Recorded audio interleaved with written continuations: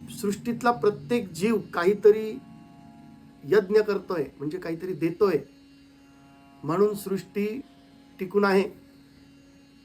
एक मनुष्यच असा आहे जो केवळ घेण्याचा किंवा मला काय मिळेल एवढाच विचार करतो, आणि म्हणून त्याला संघर्ष करावा लागतो, अतिशय कष्ट करावे लागतात.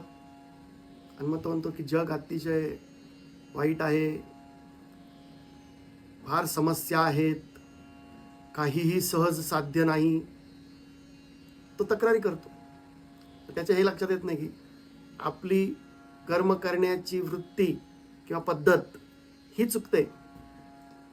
जोपर्यंत मनुष्य स्वार्थपूर्तीसाठी कर्म करतो तोपर्यंत त्याला कधी यश मिळत नाही, आनंद मिळत नाही, सुखही मिळत नाही. त्याच्या वाट्याला केवळ संघर्ष, कष्ट, यातना आणि दुःख एवढंच येतं. हा सनातन नियम आहे. Subscribe Vedanta Yoga Vidya YouTube channel.